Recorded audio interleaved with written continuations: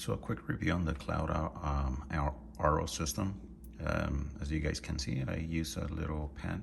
I tend to install this for any of the RO units, just in case if any of the lines were leaking, they'll leak in the pan, and it'll reduce chances of damaging your the wood on the bottom of the counter. And I also use like plastic protection on the bottom as well. So this is how the system looks, and I actually use for the waistline. I did not use the drain saddle where you have to drill into the drain pipe. I actually use a drain line adapter that you can get on Amazon. So if you have also a garbage, a dishwasher, as you guys can see, there's the dishwasher drain line. I don't use my dishwasher, so I left that out.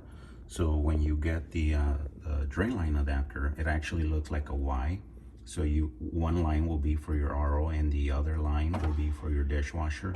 So now both can drain into your garbage disposal. This way you don't have to drill. So you guys can get a garbage disposal drain line adapter in Amazon. I'll try to put a link so you guys can, if you guys wish to use it, you can use it without or with the dishwasher drain line. Also, I didn't install the water inlet, the adaptive valve. I already had a previous RO system, so I just kept the other one, make it an easier transition. So this is how the unit sounds when it's filtering water. I think it has like a permeate pump for what I understand, so you'll kind of hear a little bit of that noise, but nothing big while it's filtering. So that's in action. Also, one quick thing that I wanted to point out,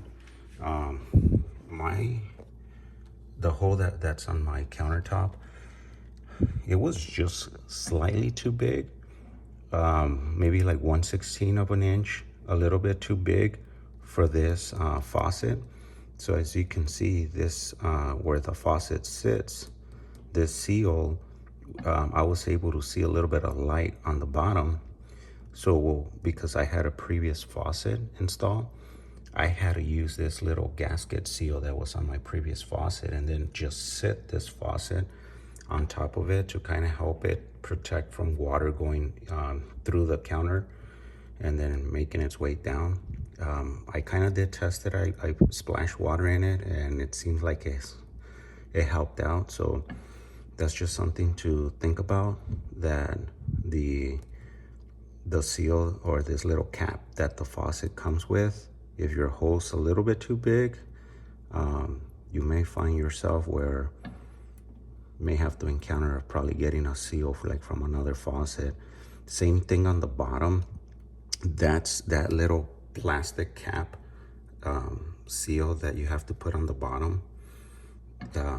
It was just barely catching on the bottom. So what I end up doing is I also use part of the hardware from my previous faucet, which it's kind of like a little U-shaped washer, like an aluminum type of washer. So I had to put that one first and then the black plastic seal. So this way that plastic seal on the bottom was able to sit a little bit properly.